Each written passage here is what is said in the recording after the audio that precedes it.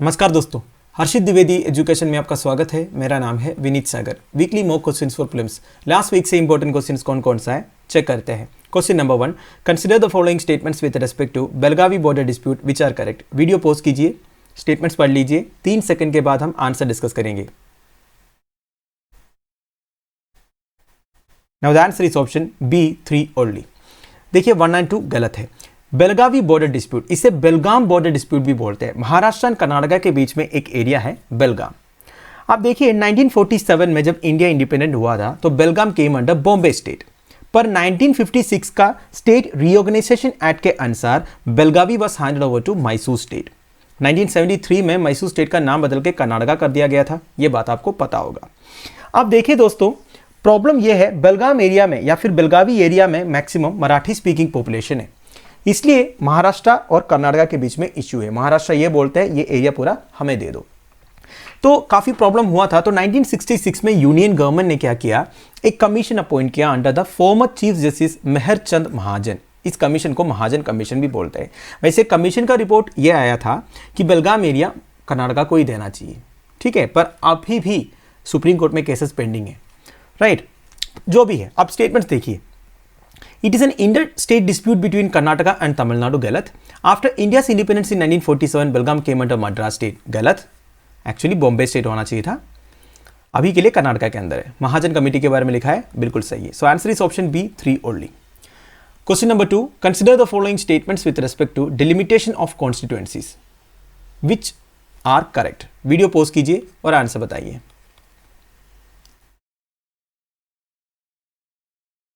Now the answer is option B 2 and 3 only। देखिए delimitation exercise के बारे में मैंने आपको कई बार बताया है। बेसिकली पॉपुलेशन के हिसाब से कॉन्स्टिट्यूएंसीज को डीमार्केट करने का एक प्रोसीजर है डिलिमिटेशन एक्सरसाइज, ठीक है। It means the act of process of fixing limits और boundaries of territorial constituencies in a country to represent the changes in population. Population जैसे जैसे इंक्रीज होता है, हर 10 साल में सेंसस तो होता है ना, तो सेंसस से हमें यह पता चलता है एक एक एरिया में पॉपुलेशन कितना इंक्रीज हो गया। तो हर कॉन्स्टिट्यूएंसी में इक्वल नंबर ऑफ पॉपुलेशन या फिर average number of population maintain करने के लिए इस तरह डिलिमिटेशन एक्सरसाइज होता है। तो पार्लियामेंट हर सेंसस के बाद एक डिलिमिटेशन एक्ट पास करते हैं जिसके थ्रू ये डिलिमिटेशन एक्सरसाइज होता है। वैसे आर्टिकल 82 इसे आप रिलेट कर सकते हो। वैसे under article 170 states also get divided into territorial constituencies, ठीक है। आर्टिकल 170 स्टेट्स के लिए एंड आर्टिकल 82 पार्लियामेंट जो टेरिटोरियल कॉन्स्टिट्यूएंसीज को डिलिमिटेट करते हैं, राइट। देखिए आर्टिकल 170 क्या है, मैं और एक बार आपको बता देता हूँ। स्टेट्स को अलग अलग टेरिटोरियल कॉन्स्टिट्यूएंसीज में डिवाइड करता है। मिनिमम 60 होना चाहिए, मैक्सिमम 500 तक हो सकता है एक एक स्टेट में नंबर ऑफ कॉन्स्टिट्यूएंसीज जो है।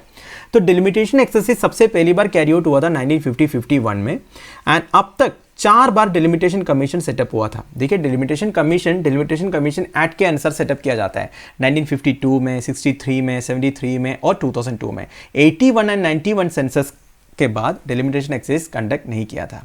आप देखिए इसमें एक प्रॉब्लम है डिलिमिटेशन एक्सरसाइज का। मैंने आपको बोला डिलिमिटेशन पॉपुलेशन के हिसाब से करते हैं, मतलब हर कॉन्स्टिट्यूएंसीज का जो एवरेज पॉपुलेशन है वो लगभग सेम हो। पर होता क्या है ना दोस्तों, जिन स्टेट्स में पॉपुलेशन कंट्रोल ठीक से होता नहीं है उधर क्या होगा, ज्यादा कॉन्स्टिट्यूएंसीज होने का चांस है, मतलब उन्हें पार्लियामेंट में भी ज्यादा सीट्स मिल जाएगा। जो स्टेट्स अच्छी तरह पॉपुलेशन कंट्रोल करेगा उनके लिए तो कम सीट्स रहेगा, है कि नहीं। तो ये एक प्रॉब्लम है डिलिमिटेशन एक्सरसाइज का। तो देखिए स्टेटमेंट्स क्या कहता है, delimitation commission in India can be called in question before any court. ये मैंने एक्सप्लेनेशन में नहीं बताया, पर देखिए दोस्तों ये स्टेटमेंट गलत है, क्योंकि डिलिमिटेशन कमीशन आंसरेबल नहीं है कोई भी कोर्ट ऑफ इंडिया में। फिर under article 82 parliament enacts a delimitation act after every census, ये सही है दोस्तों, ये मैंने आपको इधर बताया था एक्सप्लेनेशन में। और states that take little interest in population control could end up with a greater number of seats in parliament, ये स्टेटमेंट सही है, मैंने आपको बता दिया, ठीक है। तो answer is B 2 and 3। Question number 3, arrange the following seas from south to north. Video pause कीजिए और आंसर बताइए। Now the answer is option C 1, 2, 3, 4 and 5। Map question है दोस्तों। इधर आप देख सकते हो ऑस्ट्रेलिया के जस्ट ऊपर है तिमोर सी, फिर सेलेबस सी फिलीपींस के नीचे, फिर साउथ चाइना सी के बारे में तो आपको पता ही है। साउथ चाइना सी के ऊपर sea of Okhotsk and finally Bering sea Alaska के पास में है। रशिया एंड अलास्का बॉर्डर में आपको बेरिंग सी दिख रहा है। तो answer is option C 1, 2, 3, 4 and 5। Question number 4, monthly economic review is release by. Video post कीजिए और आंसर बताइए। The answer is option A ministry of finance.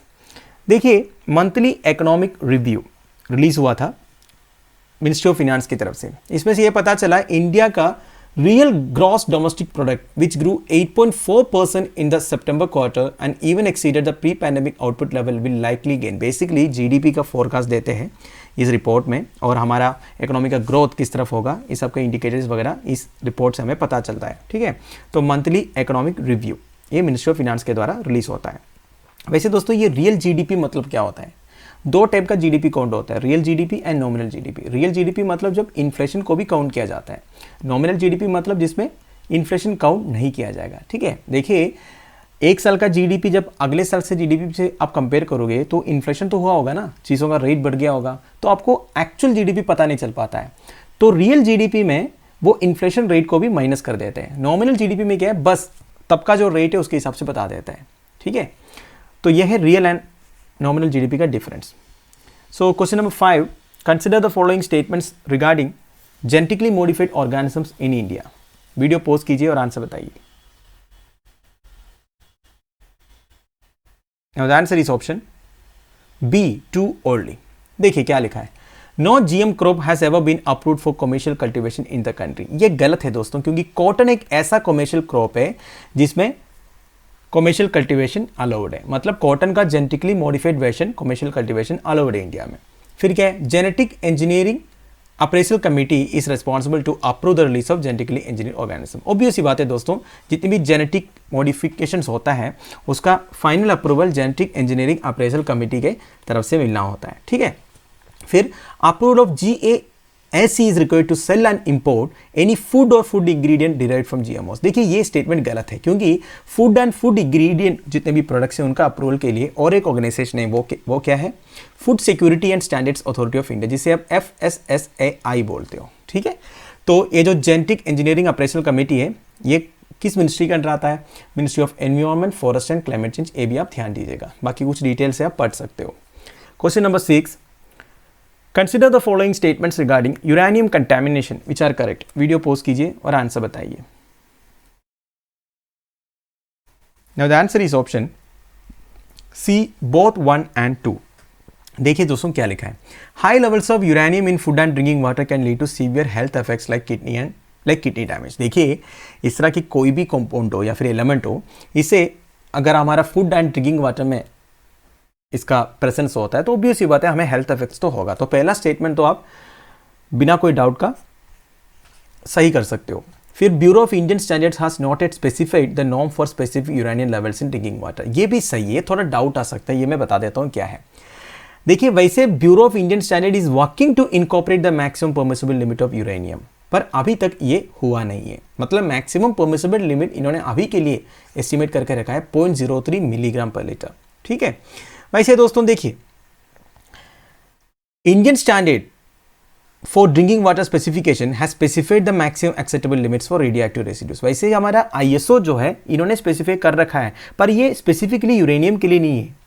मतलब सारे जो रेडियो एक्टिव एलिमेंट्स है ना उन सबका कुछ स्पेसिफिक स्टैंडर्ड्स बताया रखा है। इंडिविजुअली फॉर यूरेनियम इन्होंने भी कुछ बनाया नहीं है। ठीक है, atomic energy regulatory board India has prescribe the maximum limit of uranium in drinking water 60 microgram पर लीटर। ठीक है, एटॉमिक एनर्जी रेगुलेटरी बोर्ड ने प्रिस्क्राइब किया है मैक्सिमम लिमिट जो है, पर ब्यूरो ऑफ इंडियन स्टैंडर्ड्स अभी भी इनका काम चल रहा है। देखिए क्वेश्चन मैंने इसलिए इंक्लूड किया, ये जो न्यूज़ है सेकंड पैरा से रिलेटेड एक आया था, right. So answer is option C, both 1 and 2। Question number 7, match the following which are correctly matched. Video post कीजिए और आंसर बताइए। The answer is option B, two early. सारे passes का location एक बार देख लेते हैं। डुंगरीला है उत्तराखंड में, Tanglangla union territory of Ladakh में, बारालाचला हिमाचल प्रदेश से लद्दाख तक, रोहतांग पास जो है पीर पंजाल रेंज ऑफ हिमालयास में, बेसिकली हिमाचल प्रदेश का कुल्लू वाली को लाहौल एंड स्पीति वाली से कनेक्ट करते हैं। So here our answer will be option B, Baralachala Himachal Pradesh. Actually Himachal Pradesh to Leh तक होना चाहिए। ठीक है, तो जो भी है Himachal Pradesh is the right answer. Question number 8, consider the following statements regarding Atal Bhujal Yojana which are correct. Video post कीजिए और आंसर बताइए। Now the answer is option A, 1 and 2 only। देखिए अटल भूजल योजना ये बेसिकली ग्राउंड वाटर मैनेजमेंट से रिलेटेड है। 7 स्टेट्स में ये implement किया हुआ है, Gujarat, Haryana, Karnataka, Madhya Pradesh, Maharashtra, Rajasthan and Uttar Pradesh.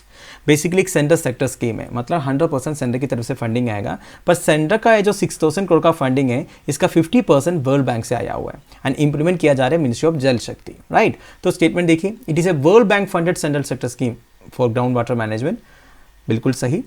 And scheme is being implemented only in 7 states of India, बिल्कुल सही। फिर मिनिस्ट्री ऑफ एनवायरनमेंट के बारे में लिखा हुआ है, नहीं, मिनिस्ट्री ऑफ जल शक्ति के द्वारा ये इंप्लीमेंट किया जा रहा है। फिर consider the following statements regarding tuberculosis which are correct. Video pause कीजिए और आंसर बताइए। Now the answer is option C 2 and 3 only. देखिए tuberculosis is a viral disease cause by rhinovirus, ये गलत है दोस्तों। ट्यूबरकुलोसिस एक बैक्टीरिया की वजह से होता है, उस बैक्टीरिया का नाम है माइकोबैक्टीरियम ट्यूबरकुलोसिस, ठीक है। बाकी कुछ डिटेल्स लिखा है, पढ़ लीजिएगा। फिर it usually attacks lungs and it can also attack kidney, spine, brain etcetera, बिल्कुल सही। फिर इसके अगेंस्ट एक वैक्सीन है बैकलेस कैलमेटेड ग्यूरिन करके, तो ये भी सही है। तो answer is option C 2 and 3 only. Question number 10, consider the following statements regarding IUCN guidelines for species reintroduction. Video post कीजिए और आंसर बताइए, which are the correct statements, ये आपको बोलना है। Now the answer is option D all of the above. देखिए दोस्तों, जब भी कोई स्पीशीज एक एरिया में या फिर एक कंट्री में एक्सटिंक्ट हो जाता है, तो कभी कभी क्या करते हैं, उस स्पीशीज को दूसरे कोई कंट्री से ट्रांसलोकेट करते हैं। पर ये जब ट्रांसलोकेट करते हो ना, इसके लिए भी कुछ गाइडलाइंस है international union of conservation of nature के द्वारा। आप ऐसे ही कोई भी स्पीशीज को ट्रांसलोकेट नहीं कर सकते, मतलब बिना गाइडलाइंस का आप कोई भी स्पीशीज को ट्रांसलोकेट करोगे वो ऐसे ही मर जाएगा, मतलब वो अडाप्ट नहीं कर पाएगा उस हैबिटेट से। आप देखिए, वैसे ये तीनों स्टेटमेंट सही है। क्या लिखा है, a foreign species can not be introduced into the native land of a country for the purpose of री इंट्रोडक्शन। ऐसे ही आप कोई फॉरेन स्पीशीज को इंट्रोड्यूस नहीं कर सकते। अगर करना है तो इसके लिए कुछ रूल्स एंड रेगुलेशंस देखना पड़ेगा, जैसे कि मैं आपको आगे बताऊंगा। इंडिया में अफ्रीकन चीतास विल बी री introduce from Africa since they have the same DNA that of Asiatic cheetah. देखिए इंडिया में कुनो वाइल्ड लाइफ सेंचुरी में अफ्रीका से 4 चीतास को री इंट्रोड्यूस करने वाला है।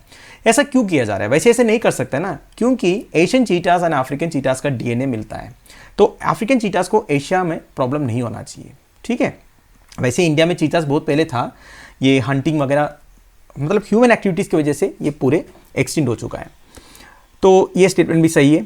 फिर any decision on whether to translocate और not, the absolute level of risk must be balanced against the scale of expected benefits. इसका मतलब क्या है, देखिए ये गाइडलाइन में क्लियरली लिखा हुआ है, ट्रांसलोकेशन में रिस्क तो है, जब आप कोई भी स्पीशीज को ट्रांसलोकेट करोगे वैसे तो नहीं होना चाहिए, पर अगर आपके बेनिफिट्स अच्छा है, मतलब आप इनके ये पर्टिकुलर स्पीशीज की पॉपुलेशन इंक्रीज करने में या फिर कोई एनवायरमेंटली कुछ अच्छे बेनिफिट्स है आपका, तो आप कर सकते हो। मतलब आपका जितना रिस्क है और आपका जितना क्या बोलते हैं बेनिफिट्स है, वो दोनों में बैलेंस होनी चाहिए। ऐसा नहीं केवल रिस्क ही है तो नहीं करो, अगर रिस्क लेने से कुछ बेनिफिट्स मिलेगा तब कर सकता है, ठीक है। अगर ये अफ्रीकन चीतास को एशियन बेसिकली इंडिया में रीइंट्रोड्यूस करके आप इनके पॉपुलेशन को इंक्रीज कर सकते हो, अच्छी तरह इन्हें संभाल सकते हो, तो करो, कोई प्रॉब्लम नहीं, क्योंकि इसका जो एक्सपेक्टेड बेनिफिट्स है वो अच्छा है। रिस्क भी है, ऐसा नहीं रिस्क नहीं है। तो answer is option D all of the above. इस तरह की स्टेटमेंट्स आपसे शायद एग्जामिनेशन में ना पूछे, क्योंकि थोड़ा सा कंफ्यूजन है इन स्टेटमेंट्स में, ठीक है। तो जो भी है, बस मेरा मतलब था आपको इसके बारे में बताना, ठीक है। Question number 11, consider the following statements regarding competition commission of India which are correct. Video post कीजिए और आंसर बताइए। Now the answer is option A 1 and 2 only. देखिए कंपटीशन कमीशन ऑफ इंडिया के बारे में हमने कई बार डिस्कस किया है, डेली न्यूज़ में भी किया है, इवन कई सारे वीडियोस में किया है। ये एक स्टैट्यूटरी बॉडी है। स्टैट्यूटरी बॉडी मतलब पार्लियामेंट में पास किया हुआ एक एक्ट से बना हुआ है, वो एक्ट है कॉम्पिटिशन एक्ट 2002। कमीशन एक क्वासी जुडिशियल बॉडी है, 100% judicial powers competition commission of India को नहीं है। कॉम्पिटिशन कमीशन ऑफ इंडिया का वर्डिक्ट के बाद आप अपील के लिए जा सकते हो, कॉम्पिटिशन अपीलेट ट्रिब्यूनल में नहीं, आपको जाना होगा national company law appellate tribunal में, ठीक है। क्योंकि पहले था कॉम्पिटिशन अपीलेट ट्रिब्यूनल, आजकल ये NCLAT है, ये 2017 से हुआ था, right. So answer is option A 1 and 2 only. Question number 12, consider the following statements regarding multi state cooperative societies. Video pose कीजिए, ध्यान से पढ़ लीजिए स्टेटमेंट्स और आंसर बताने की कोशिश कीजिए।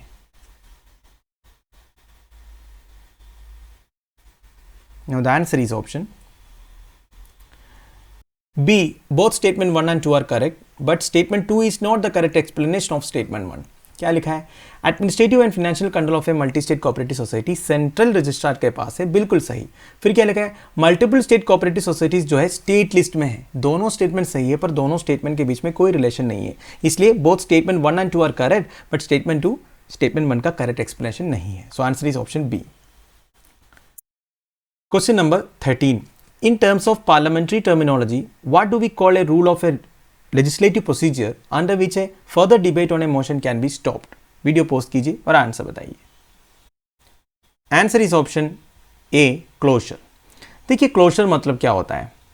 It is one of the means by which a debate may be brought to an end. Parliament में जब कोई टॉपिक के ऊपर डिबेट चलता है, अगर मेजोरिटी ऑफ द हाउस ये चाहता है एक टॉपिक के ऊपर बहुत ज़्यादा डिबेट हो गया और ज़्यादा डिबेट की ज़रूरत नहीं है, तो मेजोरिटी ऑफ द हाउस जो है ये डिसीजन ले सकता है, ठीक है। अगर कोई मेंबर इसके बारे में और भी कुछ बात करना चाहता है तभी ये नहीं होगा, इसको बोलते हैं क्लोजर। अब गिलेटिन क्या होता है, सेंसर मोशन क्या होता है, ऐसा भी इधर लिखा है, पढ़ सकते हो, वैसे इसके बारे में हमने कई बार डिस्कस किया है। So answer is option A, closure. Correct definition is closure. Question number 14, what is an ESG fund recently seen in the news? Video post कीजिए और आंसर बताइए। Now the answer is option D, all of the above. देखिए ESG fund is a mutual fund. It is a fund channel towards sustainable investing and it is regulated by SEBI also. देखिए ESG का full form है environment, social and governance. एक type का mutual fund है ये। Basically ऐसे companies होगा इसमें जो environment, social responsibility and corporate governance के ऊपर ज़्यादा स्कोर्स देते हैं एंड ये सबके बाद वो फिनेंशियल फैक्टर्स देखते हैं। मतलब इनके लिए environment factors, social responsibility factors, corporate governance factors वगैरह इंपॉर्टेंट होगा, ठीक है। अब देखिए फंड्स जो है securities and exchange board of India regulate करते भी है। तो बेसिकली क्वेश्चन में आंसर आएगा ऑल ऑफ द अबव, क्योंकि ये तीनों ESG फंड से रिगार्डिंग सही है। Question number 15, what is the classification of albino Indian flapshell turtle in the IUCN red list? Very simple question, एक न्यूज आया था अल्बिनो इंडियन फ्लैपशेल टर्टल के रिगार्डिंग, आंसर बताइए। Now the answer is option A, vulnerable. देखिए albino Indian flapshell turtle ये basically south Asia में दिखता है and this is a fresh water species. ये आप ध्यान दीजिएगा, पाकिस्तान में, इंडिया में, श्रीलंका में और बांग्लादेश में दिखता है एंड इसका IUCN स्टेटस वल्नरेबल है। बाकी कुछ डिटेल से आप पढ़ सकते हो। Question number 16, very easy question. Which of the following actions cannot be taken by the president if a bill is reserved by the governor for the consideration of the president? Video post कीजिए और answer बताइए। Now the answer is option obviously D, he may take amendments to the bill. ए नहीं हो सकता। देखिए अगर governor president के लिए कोई बिल रिजर्व करते हैं या तो वो उस बिल का असेंट दे सकते हैं, विथहोल्ड भी कर सकते हैं and he may direct the governor to return the bill for reconsideration of the state legislator. ठीक है, स्टेट लेजिस्लेटर को रिकंसिडरेशन के लिए भी भेज सकता है। ठीक है, तो article 201 in the Indian constitution में इसके बारे में लिखा हुआ है। ठीक है, तो आज का फाइनल क्वेश्चन, इस क्वेश्चन का आंसर आप मुझे कमेंट बॉक्स में बता दीजिएगा। वीडियो पॉज कीजिए और स्टेटमेंट्स पढ़ लीजिए। तो दोस्तों दैट्स एंड ऑफ इट। ये वीडियो मैं इधर फिनिश कर रहा हूँ। आई होप आपको थोड़ा बहुत सीखने को मिला होगा। लेक्चर की PDF एज यूजुअल आपको टेलीग्राम चैनल में मिल जाएगा जिसका लिंक नीचे प्रोवाइडेड है। Thank you for watching, bye bye, have a nice day.